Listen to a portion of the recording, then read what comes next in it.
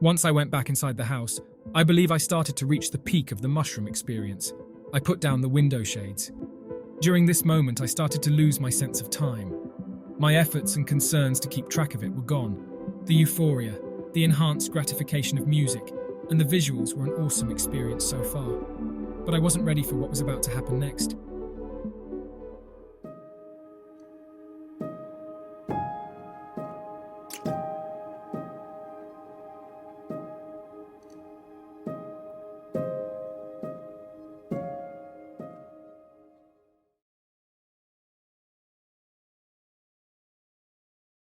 This mushroom experience is almost hard to pin down because I was still having reverberatory effects from taking ayahuasca a little less than 2 weeks prior. During this time, minor substances would affect me in surprisingly psychoactive ways. For example, a shot of tequila put me in a DMT state for a few minutes. I was 22 at the time, jobless, broke up with my girlfriend a couple of months before, and staying at a buddy's pad. Typical country song turbulence commonly seen in the lives of an early 20-something. My mental state was fine though. I was generally happy during this period. I was also very experienced with psychedelics, and even shamanic trance during this time, as well as being relatively well versed in esotericism, though much of that knowledge was facile at the time.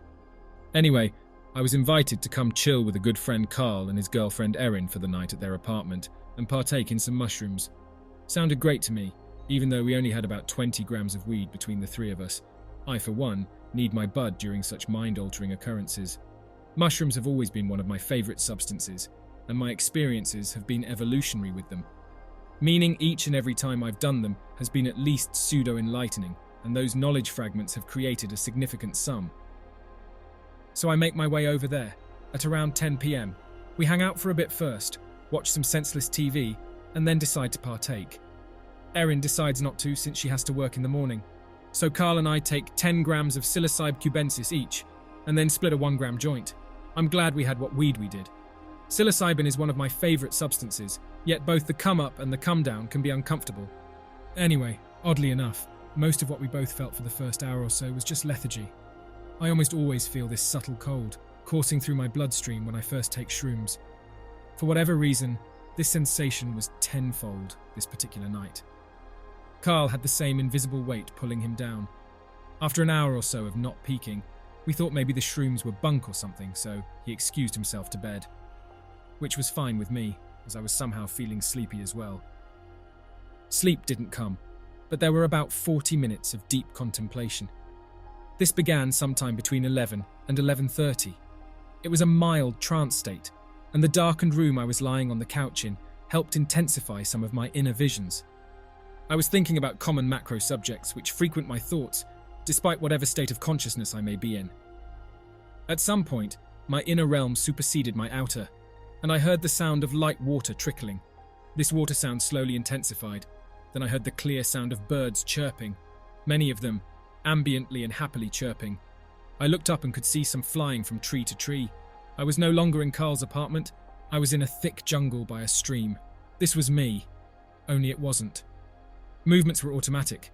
It seemed like I was a Mayan priest doing some sort of ritual in the jungles of Peru. It was obvious to me at the time that this was me in a former life. Typical mushroom effects are now in full swing. The change was much more sudden than the usual gradualness of most of my shroom experiences. The walls are breathing. I'm getting geometric patterns. The not uncommon floating sensation is present.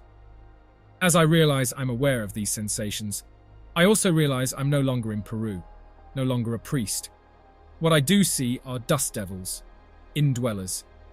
To preface, a couple of years before this experience, I took some crappy derivative of LSD, Foxy, which did little other than basically give me indwellers, which were kaleidoscopic demons who would openly mock me when I closed my eyes. I was grounded enough to not become schizophrenic from this episode, though some might argue that the ship had sailed at this point, but they were a recurring and uncomfortable visual and therefore emotional sensation for some time, especially every night as I tried to go to sleep. As I saw them this time, more fluorescent and intense in my mind's eye than ever before, I started doing a couple of movements automatically. Let me also mention that I am not a Christian, nor even the slightest bit religious. I see most religious restrictions and parameters as so detrimental. But I had heavy Abrahamic imagery as well as ancient Egyptian during this trip. I instinctively put my left wrist over where my third eye would be, and with my right hand began both making mudras stemming from my unconscious, as well as allowing my arm to move freely. This movement was apparently making a cross pattern, or something similar. The dust devils, a Crowleyan term, though call them what you want, I think it fits their twisted and fleeting nature, are in my mind's eye, basically quadrants of 4 red and purple translucent sardonic little imp creatures spinning in a kaleidoscopic manner, each of the 4 symmetrical with one another. As I'm doing those movements, I can see glowing blue crosses, overlapping the lower planed entities, tracers prevalent throughout. It was like if you put 2 film screens on top of each other, independent of each other, yet affecting each other. A deluded, metaphysical science experiment, watching entities of different realms, going through the stages of mitosis with each other. This is having an effect. There is a literal crack of light peeking more and more intensely through the veil of the illusion of waking life. And a lifting of the veil is exactly what was happening. My inner was battling these demons I had been carrying around, but the inner is blanketed by the all, and the all was coming in. Not only was this light becoming more and more intensified, but I also could hear a sound coming from it. I had to be passive during these moments. It was a definite trance state. If I moved my eyes at all, the light would lose a little. Frankly, one of, if not the most love-filled and awe-inspiring sounds I've ever heard, though it was just one tone. But the tone had an ethereal echo. It is difficult to put into words. I later identified this tone to be me, or the solfeggio. I also later found out the significance of this tone in New Age circles, and how it's supposedly the resonant tone of our DNA, as well as other implications. I don't know about the healing powers hearing this tone alone can afford, but I do know the legitimacy of this being tied to our everything. As I'm still moving my arm, I inadvertently cast these indwellers into Carl's computer, which is in the next room. His computer is off, yet I hear a shwoom sound. The little devils are gone. Regardless, I'm not even thinking about that. I'm immersed in the light and sound, which is enveloping me more and more. Soon this immersion becomes overwhelming, the sound deafening. And then, eyes. Winged eyes, ringed eyes. Eyes in the shape of Sauron, only riddled with smaller eyes within. They move, they pierce, they recognize. They are flying yet stagnant, fearsome yet gentle. They see me for all that I am and will ever be. Just under these things are rotating pillars, the tops of which are spinning heads. Another pillar is a spinning hawk or eagle. Another, a bull. There is a fourth, but I am surrendered to the eyes, so it goes by unrecognized. However, despite the rotisserie nature of the pillars, their heads all remain fixed in place on me. These winged eyes fade, secede, and there is the eye of providence blinking at me. It's hard to describe how a 4 or non-dimensional entity can change using 3-dimensional language, but the eye of providence transformed into the eye of Ra, seamlessly, searingly. Ra was leaving a permanent imprint. The eye of Ra glowed such a bright red, slowly changing to other colors, purple, blue, silver, and pure white. Then an inner explosion. There was simultaneously nothing and everything. The separation between matter and spirit was cut, and the shell of my biology no longer contained. I was blissfully part of the infinite. I was the universe. And blissful it was. Every cell in my being, cells I didn't know existed, cells quantumly entangled with other seemingly disparate cells, were connected, were singing, were in conjunction with one another, and yet all ultimately the same. All I could hear was that me tone, the tone of angels. This was a beyond synesthetic experience. All senses were simultaneous and the same. This is the one I have heard so much about. This is the realm of the higher self, of the all, of the ultimate truth. During this time, conversations were had. Because of the ineffable nature of nearly every aspect of this awakening, it's difficult to specify what I mean by that. These aren't conversations in the typical sense, and it's not talking. And really, I was only receiving. It was sustained and instantaneous at the same time.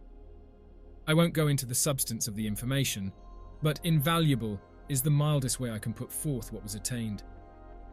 I basked in this pure white light for what seemed like eons, gaining spiritual sustenance I didn't know possible.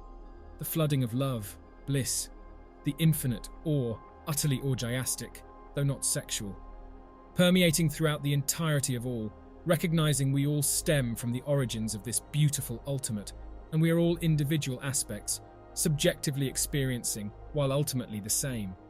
Even if these kinds of realizations had been intellectually recognized by myself long ago, it is a whole other matter entirely to individually and experientially corroborate your intellectual convictions. The entirety of my vision was probably around 30 to 40 minutes long, but it felt like lifetimes when it was happening.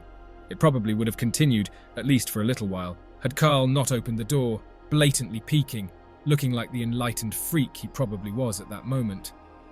"I'm tripping so hard. How's it going?" he asked in a monotone yet perplexed manner. Then we just started laughing uproariously and went to smoke the rest of the weed. The rest of the night was pretty standard shroom fare. Everything was hilarious. There are still minor visuals, wall breathings and so on. Carl's upstairs neighbour saw us outside when Carl was smoking a cigarette, so he came down and drank some good microbrews with us. Erin made us some crusties pancakes. It was just chill and fun. Light-hearted even, which deeply contrasted with the intensity of pure love I had experienced just before. The come-down didn't fully happen until probably around 5 or 6 a.m, and I never reached REM sleep until the next night. I contemplated and absorbed what had happened. The next day, Carl's computer, to which I totally inadvertently sent those indwellers, was screwy, so much so that he had to take it in for repair.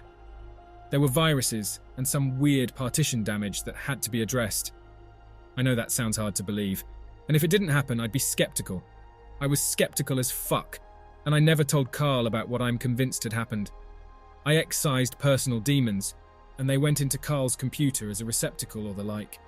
I felt kinda bad about it, and I didn't hide it from him out of guilt, so much as out of sounding utterly insane. Carl's experience was for him among the most intense times he'd taken shrooms, but it was nowhere near the experience that I had, just stronger visuals and entheogenic ego loss. I didn't tell him exactly what had happened until much later, largely because it was, and is, difficult to articulate. Also largely because this was the most spiritual experience I've ever had, and talking about it seemed almost sacrilegious. I understand the sentiment and the impulses of, say, ancient Jews who thought uttering the true name of God was blasphemous. I've taken Datura before, and it was the most Bosch-esque, libidinously and convincing experience of hell I think you can have in this world without actually dying. This, however, was heaven, in every sense of the word. Despite the continual profoundness of all of this, I was built with a skeptic's perspective first and foremost. If God does exist and you do meet, be skeptical even then. If you find yourself in heaven, or hell for that matter, who's to say it's not even more of a Matryoshka doll than even that? And so on. Well, I was skeptical of the implications of my experience for a long time. It deeply stayed with and affected me, but I intellectually dismissed quite how significant this awakening was. I did, however, finally tie in that if we are all ultimately connected to the ultimate, then the collective unconscious and its inherent Jungian archetypes make much more sense to me, especially reconciling subjectivity with the problems of objectivity, collectivity, and other minds. I truly believe every entity, deity, angel, and demon I encountered during this was 100% real, while also being 100% subjective. This is not as mutually exclusive as first meets the eye, similar to the observer paradox within quantumness. Continuing on my path, I began to get little nuggets of explanation, or at least corroboration of the realms I had encountered.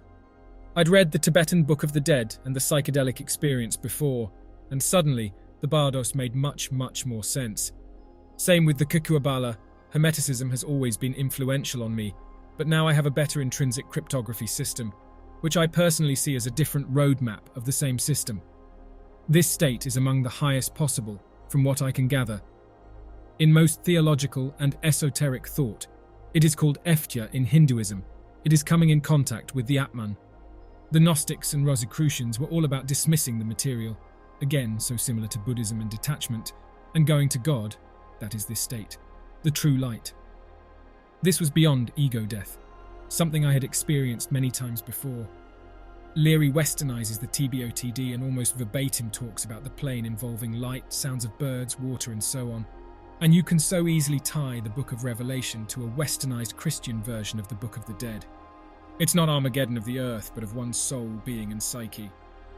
But the real puzzle piece to my own path regarding this was reading the book of Ezekiel. Ezekiel's vision is nearly identical to mine, or I guess vice versa, except with the omission of Ra. But the Ophanim, those eye wheels, the chariot, not angels in the anthropomorphized BS imagery we are fed with pastels and sunsets. Genuine, biblically accurate, high-ranking angels. Merkaba mysticism is one of the roots of so many esoteric disciplines, and I feel my vision at least came from the same plane. Suddenly, all these seemingly incongruent scientific, theological, and ontological schools of thought I could see truths in, but could not reconcile together, came together. And God and the God state are much more accessible than recognized. Most religions put up barriers, especially regarding knowledge, despite the esoteric origins and underlying truths in basically every religion. You can reach this FT state through any religion or none at all. The God state cannot be contained within the pedantic box of exclusivity and specific rituals. I know many esoteric occult circles see speaking of such things relatively openly as beyond taboo. The Taoistic sentiment, "Those who know do not speak, those who speak do not know," is an important approach taken by most seekers, it seems, and I don't wholly disagree with this approach. They speak in other ways, that is art. Alex Gray, for example, and his Chapel of Sacred Mirrors. So why go against the grain a little bit and talk in somewhat demystifying terms about all this? The path of the genuine seeker is lonely, intrapersonal, arduous, precarious, alienating, baffling, and potentially quite damaging. Because of this, and because I recognize these strifes which I had to endure, I hope that this will potentially corroborate, confirm, catalyze, inspire, relieve, and speak to. At least for some, at least for one. I would have found it beyond helpful if I could have had such corroboration during the immediate aftermath of this experience. Pieces are finally fitting together, and the mosaic is beyond spectacular. It's beyond the spectrum itself. Also, it is clear that more and more awakenings are happening, and I feel like it is my role and duty to submit my own. As exciting as this personally was for my own path of spiritual development, I more than recognize I'm not the first, and certainly won't be the last to reach such conclusions and awareness. I can at the very least be assured, though, I am on the right path. At least for myself, and apparently others have similar ideas for themselves. I see Masons and Masonic imagery drastically differently now, as well as the Masonic book Morals and Dogma. Anyway, I finally digress and apologize about how long this became. Talking about such relatively complicated concepts, however, is not a task for the taciturn.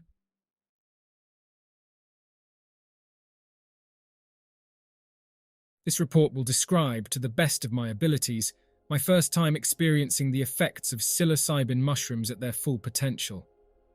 This experience happened the second time I've ever taken mushrooms. The first time I ever took mushrooms was when I was around 21 or 22 years of age. In this first trial, me and my close friend split an eighth of mushrooms, each of us ate half of an eighth, along with several swigs of codeine cough syrup, as well as 3 or 4 joints of marijuana, while my buddy drove us around in his truck. I did not experience the mushrooms as purely as I wanted. Instead, I only felt a mixture of an intense marijuana high, wooziness from the codeine syrup, occasional nausea, and visual distortions from the mushrooms. Overall, my first time taking mushrooms was more of a remarkably euphoric joyride, rather than a total mind-numbing experience. Now I'm 24, and this time I've decided to take an entire eighth of dry mushrooms, along with a very small dose of marijuana smoke through a glass pipe. The plan was to take it with the same buddy that I had my first experience on mushrooms with, but due to bad timing and scheduling, it didn't work out. I read some articles online about the idea that taking mushrooms in solitude could cause a very spiritual experience, and I was immediately intrigued. My plan was to stay inside my house, in my music studio, and near my backyard for the entire mushroom trip. Before taking these mushrooms, I had no idea about how mushrooms could create an ego-death experience. I only had the general idea that mushrooms were supposed to develop hallucinations and distinct feelings of euphoria. I researched some preparation techniques. Although I read about some experiences people wrote about on mushrooms, I consciously decided to negate or ignore their word in order to push and encourage myself to experience it for myself. It was like using reverse psychology on myself. It worked. This was my experience. At my house, at around 4:30 p.m, I took out the dry mushrooms and started to eat the caps and stems, 1 or 2 of them at a time, chewing them very thoroughly before swallowing. I had nothing to eat that entire day until I started to eat the mushrooms. I was a little hungry, so I decided to eat the mushrooms with 1.5 slices of pizza, a bottle of water, and a cup of cranberry juice. By 4:50 p.m, I'd managed to finish eating the 8th of mushrooms, and I took my dog out for a walk to waste some time until the effects kicked in. I walked through my neighborhood for approximately 20 to 30 minutes. I was anticipating the mushrooms to kick in during the walk, but it didn't happen until I arrived back at the house. I went inside, let my dog go upstairs to stay with my sister, and went downstairs to my music studio. I turned on some random playlist of music with different genres on the studio monitors, and I lay down on the couch while I started to text a couple of people. All of a sudden, my hands and feet became really sweaty. It reminded me of the clammy hand symptom that I felt with previous uses of MDMA. I stood up, proceeded to wipe my hands on my shirt and pants, and started to walk around the room in light panic and anxiety. Soon, my head and my body started to feel very heavy, so I lay back down on the couch. I started to feel light nausea, then all of a sudden, I started to break out in laughter. Things became pretty funny for no apparent reason. I decided to take this trip outside, into my backyard. Once I flung the door open, I started to analyze everything around the backyard. Visually, nothing seemed out of the ordinary for a minute or two. Then I stared at the beige brick wall of my neighbor's house. Soon I started seeing movements and distortions on the wall. The crevices and the details of the bricks were moving randomly, and my laughter continued. I stared at the plants and ground, but nothing was out of the ordinary with them for now. Then I decided to stare at the sky and the clouds. When I stared into the clouds without blinking, the clouds began to grow, become wavy and distorted in their shapes, and the clouds would move in ways I would have never imagined. When I blinked my eyes, the clouds would return to their regular positions. I would repeat this act for about 10 minutes. Stare, blink, stare, blink. The distortions became really intense to the point where the clouds started to dissolve into kaleidoscopic patterns. At this point, I decided to go back inside my house so that I could grab my weed and my glass pipe. Before I went back outside to smoke the marijuana, I started to feel a little queasy feeling in my stomach, so I went into the bathroom. I sat down on the toilet and stared at the door. The door and the doorknob started to look like it was breathing. I cracked up laughing. I only managed to urinate, and then I quickly got up out of the bathroom. Once I left the bathroom, I started to feel the heaviness of my head and body once again, so I decided to stay inside and lie down on the bed for a while, before I went back outside again to smoke. I stared at the holes in the ceilings where the light bulb sockets were. The holes started moving in ways that a person's mouth would, and my laughter ensued. The sunlight shining through the window onto the furniture and the ceilings seemed to have tremendous amounts of sophisticated detail and patterns to them. Then I stared at the window and looked into the trees. The trees were moving and rustling because of the wind, and the sunlight shimmered through the branches into my eyes. The kaleidoscopic or geometric pattern effect emerged once again as I stared at sunlight shimmering through the tree branches. The trees seemed to be waving at me on a personal level. The sunlight became distorted from the window and the waving tree branches, and I was able to watch and enjoy the lucid colours of the visible solar spectrum. I couldn't help but shuffle around on the bed, moan, laugh, and make silly noises through this sensory trip. After enjoying the visuals, I stood up to try to refresh myself. Once I got up, I stared at my phone for a moment, and the screen of my phone became either really wide or really narrow every time I blinked. I decided to shake it off, go outside, and smoke the marijuana. By now it was approximately 5:40 p.m. I went out into the grass and started puffing away on the glass pipe. During this smoke session, I couldn't help but stare at the grass and the plant life, glowing in the sunlight. My appreciation for plants grew exponentially as I finished smoking the marijuana. It got to the point where I was literally crouching down, staring at the plants and asking myself questions about their existence, creation, and beauty. I even started taking pictures of plants with my phone. Then I saw my neighbour going into her yard, and she caught me off guard while I was staring in awe at the plants. It was pretty embarrassing in a way, and this unexpected situation woke me up out of the trip momentarily. But before going back inside, I caught myself staring into the clouds again for about 5 more minutes to enjoy the visuals of the sky one last time. Once I went back inside the house, I believe I started to reach the peak of the mushroom experience. I put down the window shades.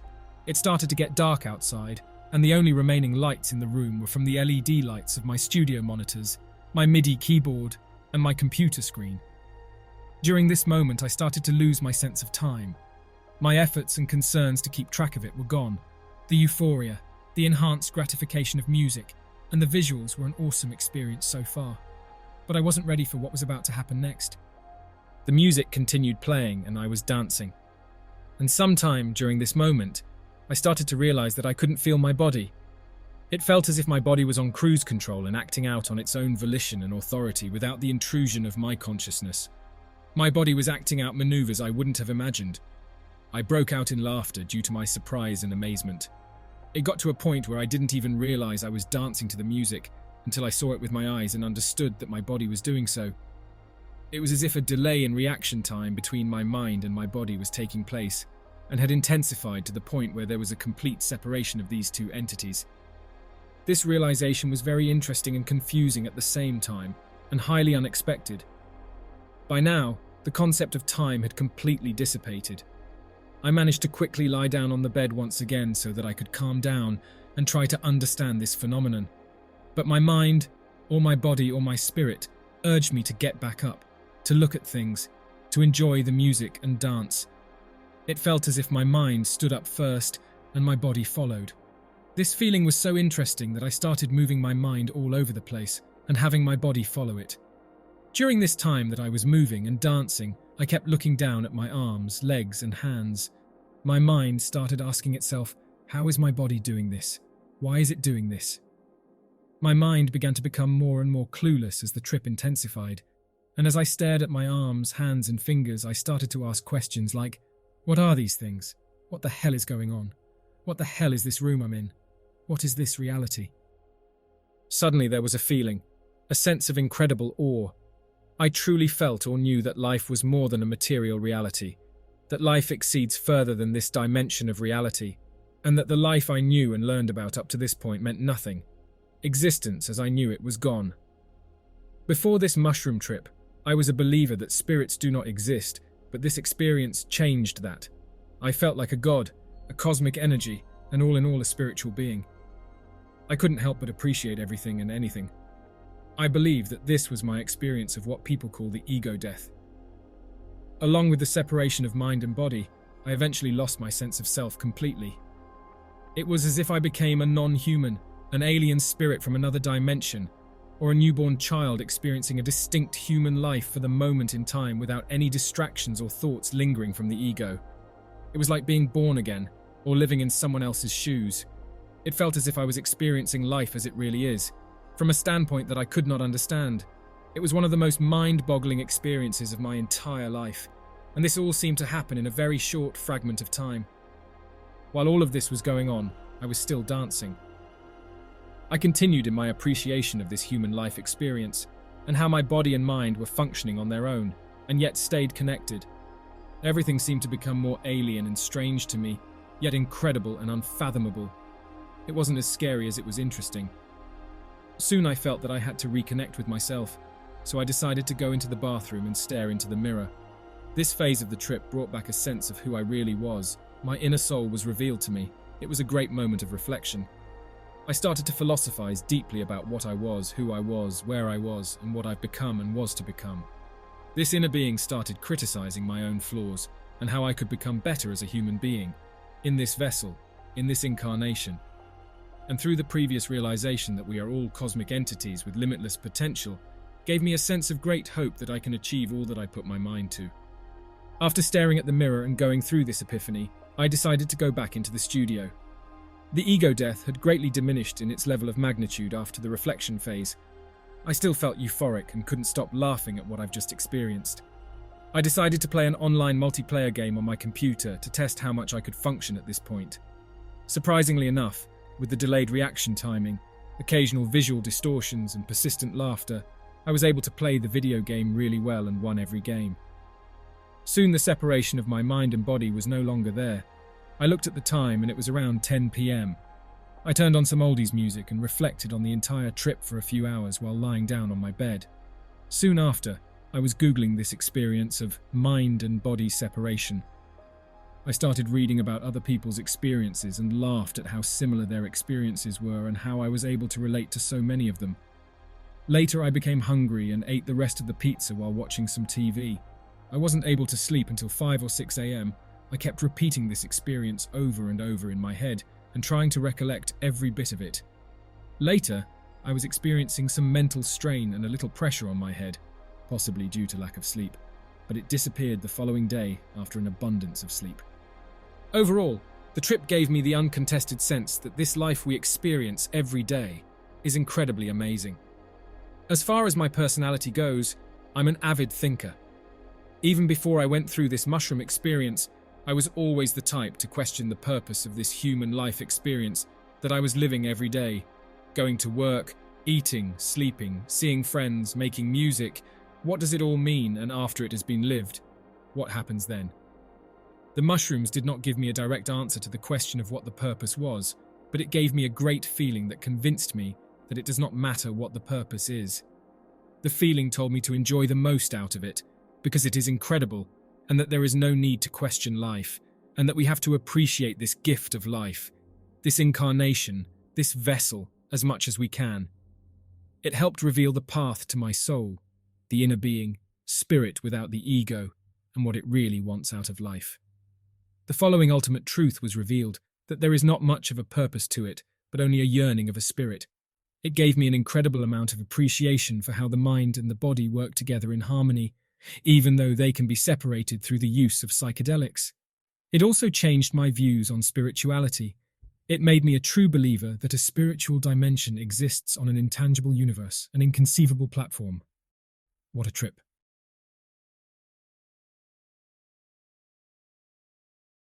Approximately 20 minutes after consuming 4 dried grams of psilocybe cubensis mushrooms, I arrived on my bicycle at the entrance of a rather large public park. I secured my bike and then entered the park, carrying with me a backpack containing several bottles of water, some fruit, a notepad, and an MP3 player. As I entered the park, my legs began to feel weak, so I began looking for a place to rest. After a fairly extensive survey of the area available to me, I eventually sat beneath a tree which I had selected for its seclusion and aesthetic beauty. Perfect branch placement, great leaf colour and distribution, no discernible imperfections in its structure. It was an astonishingly gorgeous tree, beautiful in every respect. I felt privileged to sit beneath it and stare up at an ever so partially cloudy sky. My experience with mushrooms so far was quite limited, so I was both nervous and eager to see what was going to happen. I stopped worrying, maintained a serene composure, closed my eyes, and started listening to a Pink Floyd playlist on my iPod. I was 2 songs in, about midway through Shine on You Crazy Diamond, when I noticed that one of my faculties of perception was not functioning in its usual fashion, my vision. My eyes were closed, but I could see objects through my eyelids as if they were glowing. I moved my head left and right, and I could discern everything in my environment without opening my eyes. After enjoying this strange new ability for a moment, I decided to open my eyes to see if anything else was different with my vision. Immediately noticeable to me was a slight, but nevertheless unmistakable improvement in my sense of sight. Sharpness, edge detection, and color saturation all noticeably increased, and it was like looking at the world for the first time. Everything is beautiful. My eyes now could discern details on various objects that I was usually unable to see. I first examined my body, and I was able to see every tiny imperfection in my skin, and then noticed that I could see thousands of previously imperceivable microorganisms on the plant life around me. Somehow, my eyes now had the resolving properties of a microscope. I could sit and stare at even the most mundane of objects for an eternity, as the newly perceivable details and radiant colors were richly hypnotic. As I was closely inspecting everything around me, I noticed that much of the biological life around me, especially mobile life such as bugs, had a slim aura surrounding the outlines of their bodies, just a subtle glowing effect. Strange to say the least, but this was obviously what I'd been seeing moments ago when my eyes were closed. I also noticed that I could see further and clearer than ever before, as if all the air had been sucked off the surface of the planet, and I could see infinitely into the distance, like I was in outer space or on the moon where no atmosphere was present. Crystal clarity. As I thought about this, my ears popped, which is odd because the only time this happens to me is when I change altitudes. Was the mere act of thinking about going into space enough to trick my body into thinking I was changing altitudes? Perhaps, as I thought about space, some aspect of my consciousness had actually traveled there, possibly through astral projection, and it was sufficiently convincing to my physical brain to cause the effect of changing altitude. As I was lying there against the tree, I could not get over the clarity with which I could perceive my environment, which still suggested to me an absence of oxygen. A memory is spontaneously pulled from my mind, completely unsolicited, which is played back to me. It is that of Morpheus saying, "You think that's air you're breathing?" Was the mushroom trying to suggest that oxygen, and by extension the physical world, was actually illusory? Having recently read The Holographic Universe, my brain then gets itself into an infinite thought loop about whether reality is actually real. Logically, at this point on my trip, I could not make a determination as to whether the world I was seeing was, in fact, real, or some holographic projection created within my brain, so I conceded defeat on this issue, just so I could move on to something else. After checking the time on my phone, I decided to lie down on the grass. With my back to the earth, I looked directly up at the clouds for what felt like hours. As I was intently observing their movements, a visual narrative was presented to me. As I lay there looking at them, some of them begin morphing into shapes, similar to what happens in cartoons, where a cloud instantaneously transforms into something when a character is thinking about it. Only here they change shape much more slowly, almost unbearably slow, and at no point does it ever feel like a hallucination. The visuals feel real and authentic. Eventually, the cloud I was focused on settled on a final form, a human sperm. It was unmistakable. There was no room for any confusion at all. This cloud wanted to present itself as a sperm. My eyes shifted horizontally across the sky, whereupon I saw another cloud morph into a perfect circle. It took me about 2 seconds to conclude that this was meant to be an egg. Then, sure enough, the sperm cloud began to move toward the egg cloud. They merged, and then their combined mass took the form of a human fetus. What did I just watch? Were the clouds reenacting my own birth, or were they suggesting to me that I should reproduce? The visuals were clear as day, but the message I got from them was a bit foggy. I did not know how to interpret what I saw, but I was surprised when I glanced at my cell phone and checked the time. Watching those clouds morph felt like it took a whole hour, possibly even longer, but according to my phone, only 3 minutes had passed since I'd checked it before. I realized now that I no longer had the ability to accurately judge the passage of time. 10 minutes could feel like 30 seconds, and 30 seconds could feel like 10 minutes. Strangely, losing this fairly basic ability to determine the duration of events did not bother me at all. Suddenly, and completely out of my control, fragments of my past were played back to me. Memories of my childhood are shown rapidly, hundreds of them, back to back. Brief flashes of moments from my youth, going to the zoo at the age of 4, driving a car at the age of 15, Disney World at age 10, trick-or-treating at age 6, being in the womb, sleeping over at a friend's house for the first time at age 5, spending a week at summer camp at age 8, helping my father wash the family minivan at age 7.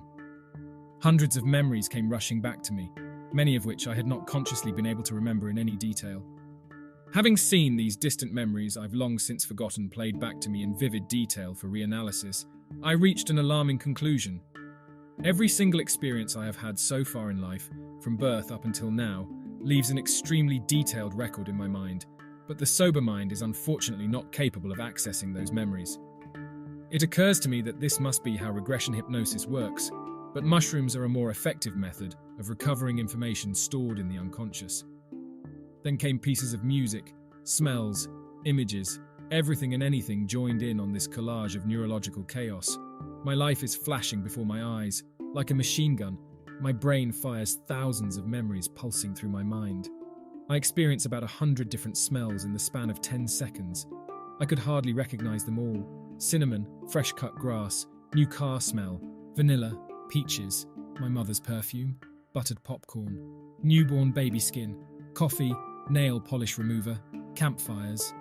And as my brain cycled through all these smells, it simultaneously did the same with sounds.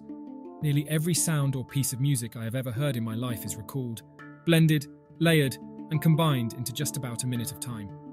The combination of smell and sound overwhelms my senses, and just as I feel as though I can't take it anymore, this sudden onslaught of reminiscence is complete. Both relieved and saddened, I rested back against the tree to recover from that intense experience. I closed my eyes for a few minutes, and just as I was about to reach a state of sublime relaxation, I was disrupted by what felt like an itch on my left arm. Slowly opening my eyes and directing my field of vision toward the sensation on my body, I saw a spider crawling on my arm. Normally, I have an irrational phobia of arachnids, but my mood was such that I had no desire to interfere with this spider's movement. Not only did I not choose to brush the spider off, but rather I chose to let it remain. I felt compelled to study its movement, the gracefulness with which it operates all 8 of its legs across the terrain of my arm. As I began to concentrate all my mental efforts on this lone spider, somehow, intuitively, I became aware of every thought going through this spider's mind. I had previously regarded telepathy as an impossibility, but here I was, personally experiencing one telepathic cross-species communication with this arachnid perched upon the epidermal layer of my body. At this moment, we were one single consciousness. Our consciousness had been merged together as I shared an intimate bond with this spider. A feeling of pride washed over me, as this creature had chosen to navigate the surface of my body. It had selected me over the limitless number of objects in the environment it could explore. As I watched a living thing walk on me, I immediately thought of the Earth, which routinely allows other living things to walk upon her. I knew at that exact moment how the Earth feels to have people walk upon its surface. As I thought about this, I immediately felt a deep, ancient connection with the Earth, like I have always been a part of this Earth before I was born, and will be long after I die. This strong spiritual connection to the Earth transcends the biological matter my consciousness is currently linked with. Nature cherishes cooperation, so just as a human walks upon the surface of the planet and a bug can crawl across the surface of a person's body, surely undiscernible microorganisms are walking upon the surface of the spider's body.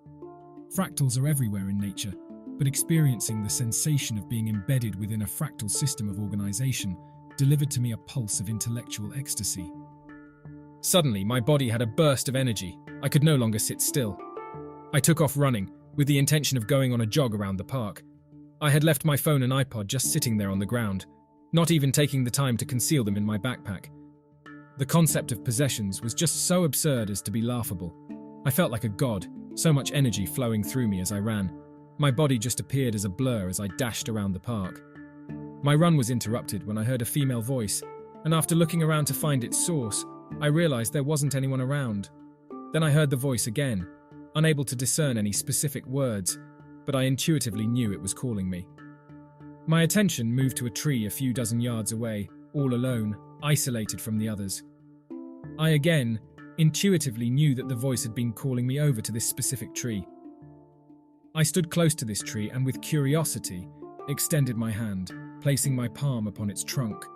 As I pressed my palm firmly against its base, I felt a marvelously intimate bond with the tree, probably the strongest bond I have ever had with any other living organism or even other people. Just as with the spider, my consciousness merged with this tree. This time, there was so much more content available to me, a wealth of information that I could receive telepathically. My brain spontaneously recalls a memory from the movie Avatar, where Sigourney Weaver makes the statement that each tree is a node, a connection point. The mushroom pulls memories from my mind and plays them back to me in order to help me understand what is going on. I realize right then what I am supposed to do. I am supposed to scan through the information available in this tree's memory bank. As I started to do it, I realized with some astonishment that this tree had kept, or had access to, a visual record of the planet. So, like footage from a surveillance camera, I could rewind and play back the images and video that were stored within its memory. As I rewind back across vast intervals of time, an influx of information enters my brain. Thousands of images are displayed to me of past civilizations, ancient geological formations, varying conditions of climate, and the widely diverse evolutionary process of biological life. Essentially, I am visually shown the entire history of the planet. As I scanned this tree's memory storage, I looked up at it with awe and noticed that as I was scanning its memory, the tree's leaves were rapidly cycling through different colors, from green to yellow to orange to red and then back to green. This portion of the trip was so categorically overwhelming that most, if not all, of the information I saw was not written in my long-term memory. Devastatingly, in retrospect, I am unable to remember the specifics of this experience. Well aware of the fact that vast amounts of my trip would be forgotten, I ran all the way back to the original tree I sat under. Both my backpack and electronic stuff were still there. I pulled out my notebook to write down some things before I lost them completely, but quickly realized it was too late. The information I was shown at the other tree was long gone, a state-bounded memory, like a dream, that does not leave a long-term record. I did not have the energy to run back, so I sat down and ate an apple. I took a bite, and it was like eating an apple for the first time, as if I had a few extra million taste buds or something. The taste was much more pronounced.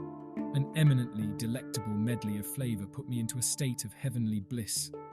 I probably had an orgasm from the taste. I am in the best mood I have ever been in my life, the most euphoric I've ever been. I feel so ecstatic and full of energy, like I'm 2 years old again. The ideas which my brain produces seem so much more spontaneous and creative. My brain feels like it's been wiped clean, and all the junk has been cleaned out. I have been liberated from nearly all predefined systems of belief, all government propaganda, all cultural conditioning, and all assumptions about time and space are discarded and suspended. I am free to think without prejudices, biases, and assumptions. I sit beneath the tree, analysing myself, then reanalyzing myself. I move on to thinking about my relationship to other people and to the planet, and reach the conclusion that we are not separate, but part of a unified system of consciousness and energy. This is the happiest I have ever been in my life. I soon noticed with disappointment that my trip was fading. The mental clarity I had been accustomed to was dissolving rapidly as I was gently deposited back into my normal frame of mind. Ordinary consciousness is so dull, I didn't want to go back. As my body finished processing the psilocybin and serotonin began serving as my neurotransmitter once again, all I could think was one thought: I must do this again. My third experience with mushrooms proved to be far more intense than either of the first two. About 3 years ago, a friend of mine convinced me to take a few caps of fresh mushrooms, and the results were about a level 3 trip involving furniture morphing into faces and conversing with me. I waited a long time before my girlfriend, let's call her L, wanted a similar experience. We started with 3.5 grams of dried mushrooms. Expecting to get a level 3 trip, we were unfortunately disappointed with what amounted to a mild level 1 trip.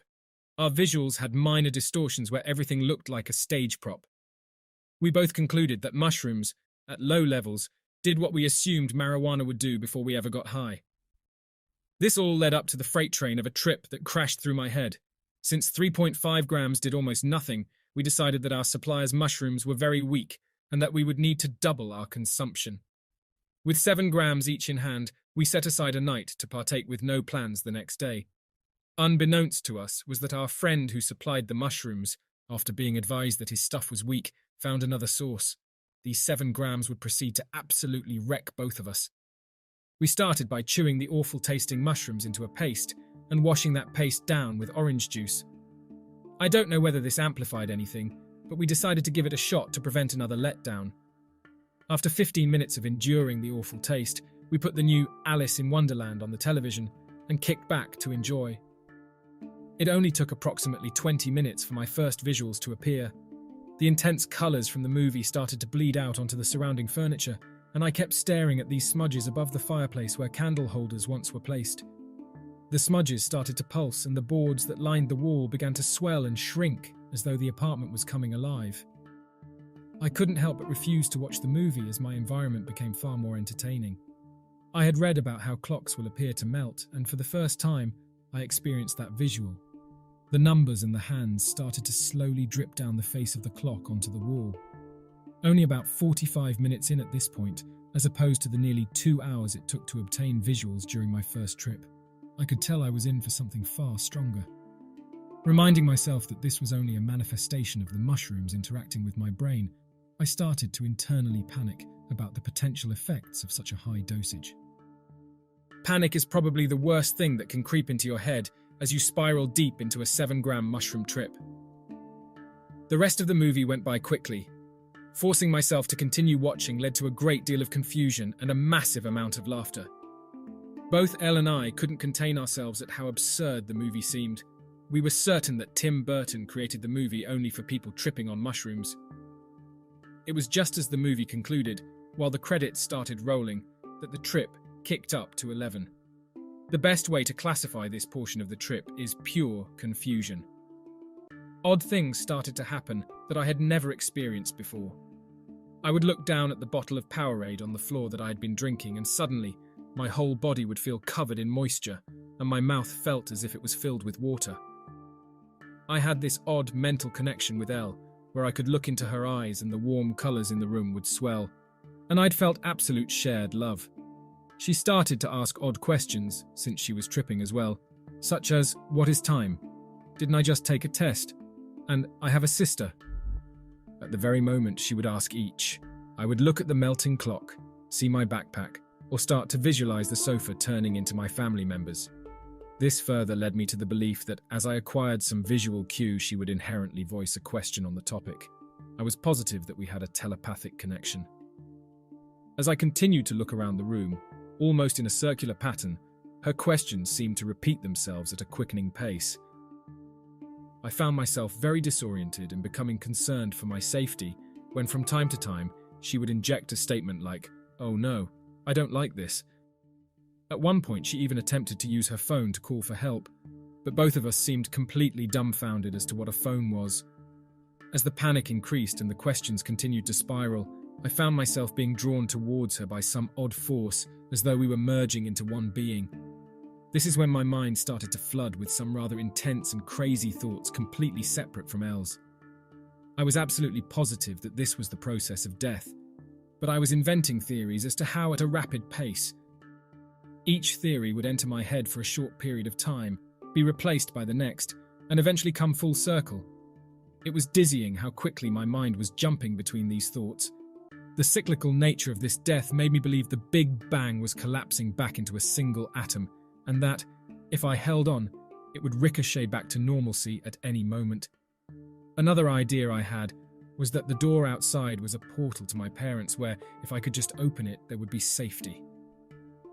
Unfortunately, every time I would walk to the door, the handle would melt away, leaving me helpless.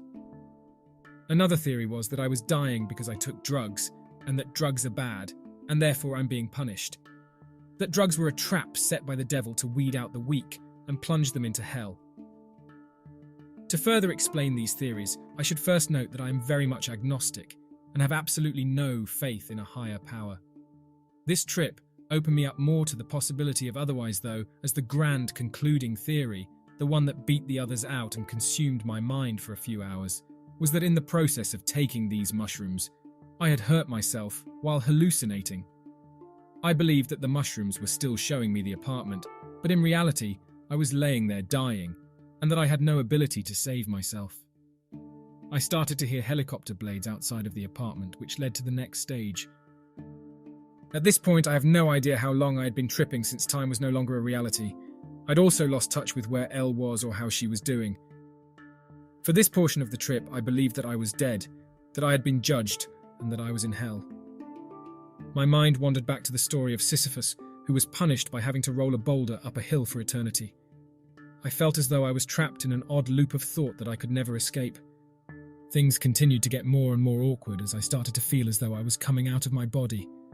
I remember realizing that my arms and legs had twisted up into a pretzel shape as I tried to maneuver through the living room of the apartment, when in reality Elle told me I was just standing in random places staring at nothing.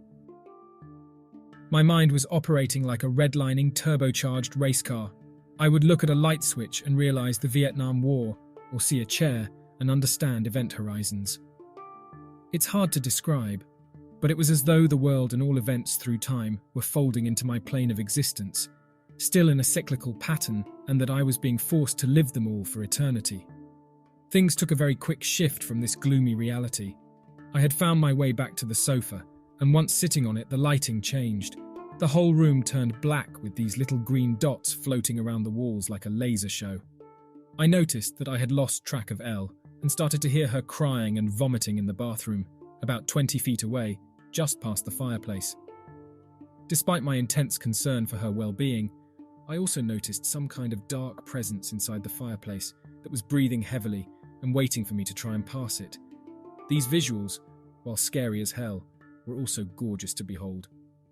I built up the courage to race across the room and check on Elle, and when I opened the bathroom door, Everything inside was absolutely normal. Having just busted in on her using the toilet, she quickly yelled at me, and I closed the door. I scanned the living room to find that all of the visual alterations were gone. Still believing I was dead and in hell, the normalcy of my surroundings surprised me. I started to search for answers. Elle came out of the bathroom moments later, walking very vigorously while speaking a language that didn't sound English. It probably was, but I wasn't hearing it as such. What struck me as the oddest part was that, on occasion, she would reverse her direction and walk backwards over the same path, speaking the same twisted words in reverse. I followed her into the bedroom where everything changed to a very uplifting feeling. My answer had come. This was death. I had gone to hell, passed through the gauntlet, and ascended to a heaven-like state. I became intensely aware of the universe in that the reality of heaven was a place where you felt at home, with the person you care for the most, being completely free from daily burdens and able to ponder all things for eternity. Elle was my Eve, and we were destined to live forever in this apartment with our suddenly glowing green cat. I could almost breathe in the energy and relief from this revelation. All of the stresses from my former life were melting away, and I was content to be there with the one I loved. The best visuals of the entire trip happened during this stage as I noticed I could control my environment as though Elle and I were godlike spirits capable of shaping our surroundings. It felt like the portion of Inception where they spent an eternity building and destroying worlds. The bed had moved into the center of the room, away from the wall it normally sat beside, and the other furniture in the room continued to dance around us. Very rich colors shaded every corner of the room in a very unique and constantly changing way. I looked at the ceiling, noticing the small bumps that looked like faces, which took on a life of their own as they erupted into flames. Coming down was intensely odd in its own way. As I lay in bed with Elle, days and nights passed, as measured by the room becoming very dark or very light. The crazy visuals had subsided, but Elle was continuing to act in the very curious manner I described before. She would get up when the room filled with light, leave the room, only to return when it got dark and rest again. This repeated 3 times before the room lit once more and she stayed put. I woke her up and asked her what was going on, to which she responded, "Go to sleep already." Suddenly I noticed there was not a single element of my surroundings that was surreal. I got up, searched the apartment, looked out the front door, and realized that it had all been the mushrooms. I wasn't dead. While one would expect this to be great news, I had come to terms with my outcome, so suddenly being thrown back into reality was rather startling. I sat on the sofa, noting that it was 9 a.m. and that I hadn't slept through the whole experience, and sat contemplating what had just occurred. To this day, the trip fills me with mixed emotions. It was spiritual, eye-opening, and really hammered home the importance of Elle in my life. On the other hand, I've never been so terrified, and I've had flashbacks of the more disturbing portions of the trip ever since. I believe that it was worth experiencing. It was almost a trial by fire of the human mind, a roller coaster ride of emotions that left me better prepared to answer the bigger questions in life. My agnostic beliefs were really put to the test, as now I'm not 100% certain of anything. It's unfortunate that these positive outcomes came with such a traumatizing few hours. I guess few things worth doing are ever easy.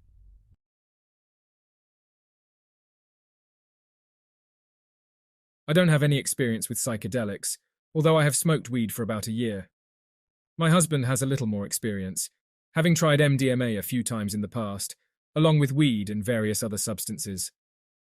A friend came over around noon and gave us some tall, dried-out mushrooms. I ate a regular-sized one and then a smaller one, washing them down with some water. I was nervous as I had never ingested pseudo-poison before, and I can be a bit of a hypochondriac at times. And because I'm a small woman, I'm always concerned about over-consuming. Hubby ate 2 as well. Then he went to go mop the kitchen. I was with our friend in the living room, talking when I realized I was quite chatty.